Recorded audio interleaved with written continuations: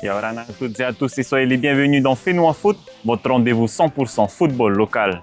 Au programme de cette semaine, nous débuterons avec deux rencontres de Ligue 1. La première au stade de Louis Ganivé entre l'AS Stefana et l'AS Tamari Ipunaru et la seconde au stade de Mahina entre l'AS Vénus et l'AS Mira. Nous mettrons également en lumière notre Académie nationale de la Fédération thaïsienne de football. Nous verrons ensemble la réunion du lancement pour le championnat entreprise. Et enfin, dans les brèves de la FTF, nous évoquerons la visite de Lucie Cunningham. Et on démarre tout de suite avec la première rencontre de Ligue 1. C'était vendredi soir au stade de Louis Ganivé entre l'AS Stefana et l'AS Tamari Ipunaru dans un duel tant attendu. Alors découvrons ensemble les meilleurs moments de cette soirée. Lors de la rencontre de Ligue 1 entre l'AS Stefana et l'AS Tamari Ipunaru, disputée au stade de Louis Ganivé, l'AS Stefana s'impose sur le score de 3-2. Dès la 26e minute sur un corner bien frappé, le ballon reste en jeu dans la surface de réparation, Kamalani Bennett réagit le plus vite, reprend cette balle d'une demi-volée et ouvre le score pour l'AS Stefana, 1-0. Kamalani Bennett double la mise à la 55e minute sur une belle passe en retrait, concluant d'une belle action collective.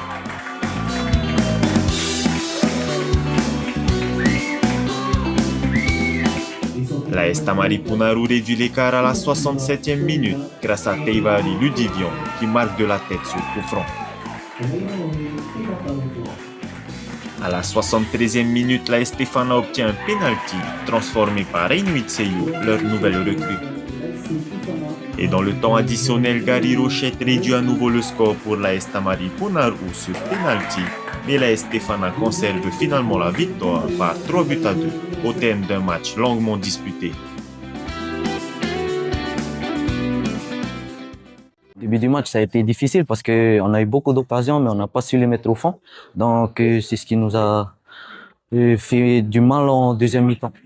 Ouais, on s'est attendu à une rencontre difficile parce que c'est quand même une équipe qui font pas de mauvais résultats à chaque fois et c'est une équipe qui est quand même assez costaud.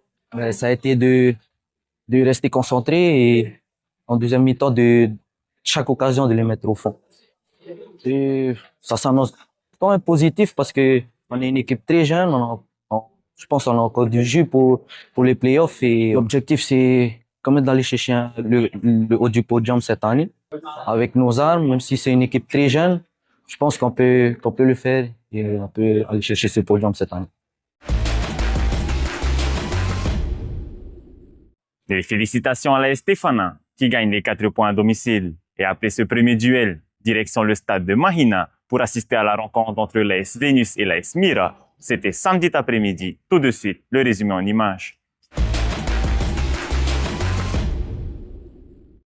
Lors de la rencontre de Ligue 1 entre l'AS Mira et l'AS Vénus, disputée ce samedi 25 octobre au stade de Mahina, les deux formations se sont quittées sur une victoire de l'AS Vénus par 4-2. Dès le coup d'envoi, l'AS Mira impose son pressing haut et concrétise rapidement sa domination. À la 13e minute, le numéro 12, Teropo Tepa, ouvre le score d'une belle action collective.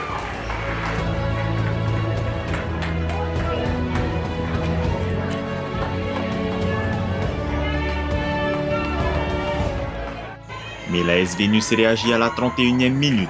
Sur un corner bien frappé, le numéro 8, Ronui Teho, s'élève plus haut que tout le monde et égalise les scores.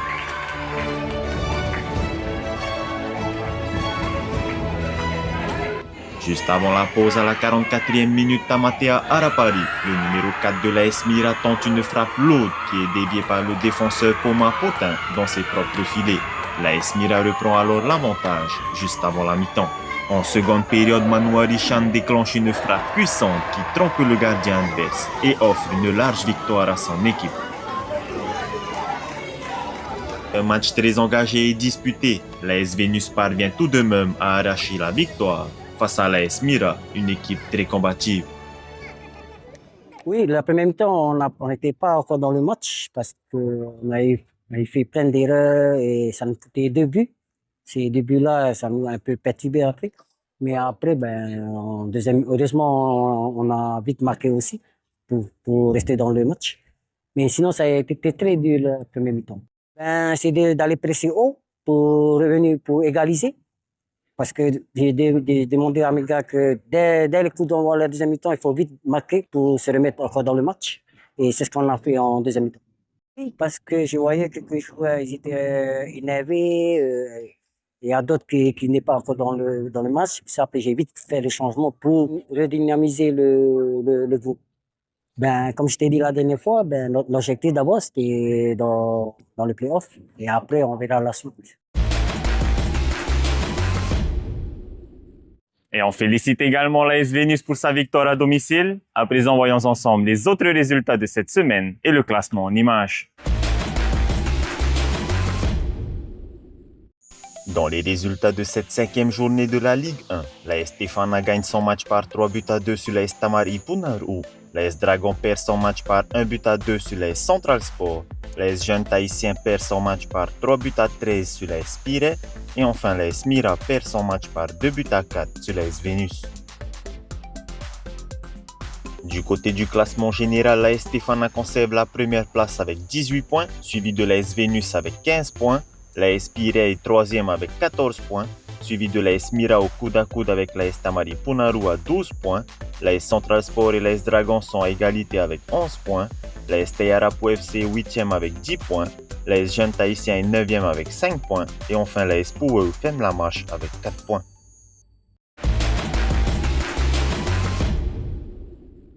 Intéressons-nous maintenant à l'Académie nationale de la Fédération tahitienne de football, qui est un véritable vivier de talent pour le football polynésien.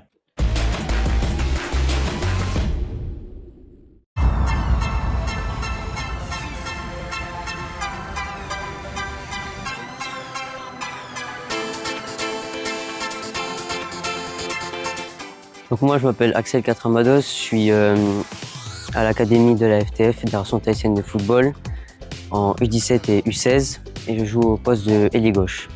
On a travaillé sur fixer d'un côté pour jouer de l'autre.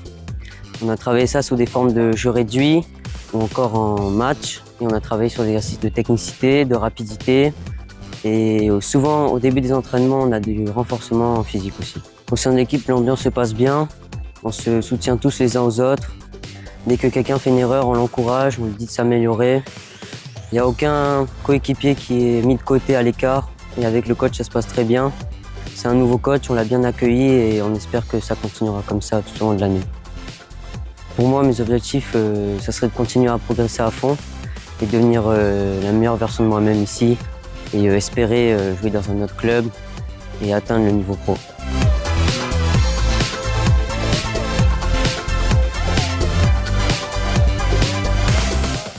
Bonjour, je m'appelle Robinson Pouhaitini, j'ai 16 ans et je fais partie de l'Académie nationale de la Polynésie française. Il nous a conseillé de prendre une semaine sans trop forcer sur les entraînements. On a enchaîné la préparation avec la sélection tahitienne de football U16, puis les qualifications pour la Coupe du Monde aux îles Salomon et on est direct reparti avec l'Académie nationale avec le nouveau coach. Durant 4 jours, du lundi au jeudi, je m'entraîne avec mes coéquipiers ici. Et le vendredi, on retourne chacun dans nos clubs pour finaliser les tactiques avec nos coéquipiers au sein de notre club pour le match qui se déroule tous les samedis. Donc on a beaucoup travaillé depuis le début de la saison.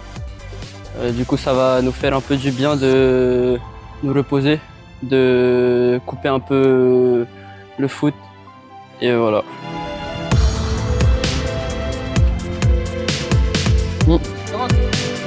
Allez les gars, bonne soirée et bonnes vacances. Bon match à vous.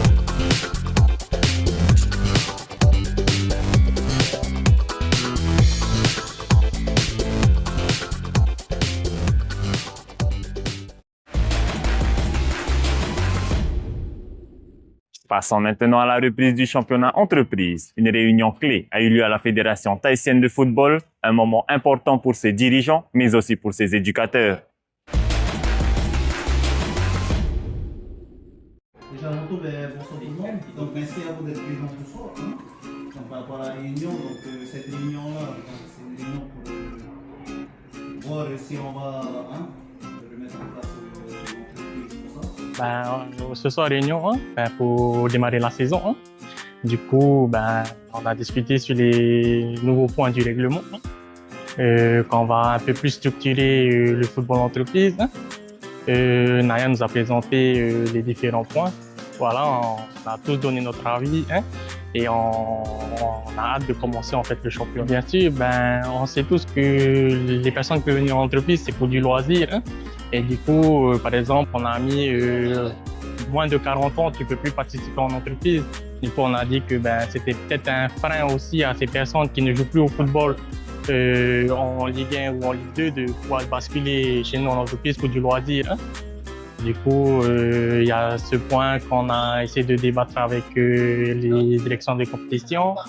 Et ensuite, il y avait aussi le point surtout pour les renouvellements de licences.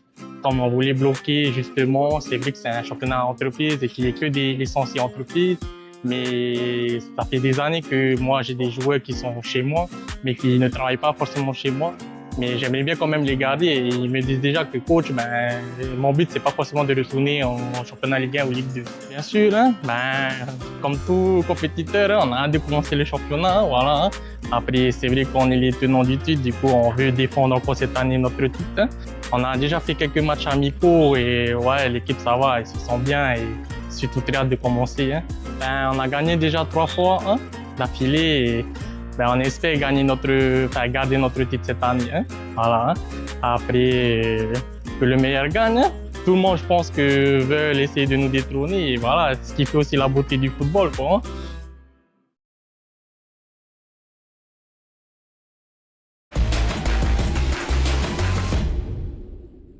Et enfin, dans les brèves de la Fédération tahitienne de football, le Sikuningam de la FIFA est actuellement en mission à Tahiti pour le safeguarding, une initiative essentielle pour la protection des joueurs. Pour ceux qui souhaitent en savoir un peu plus, son interview est disponible sur le Facebook de la Fédération tahitienne de football.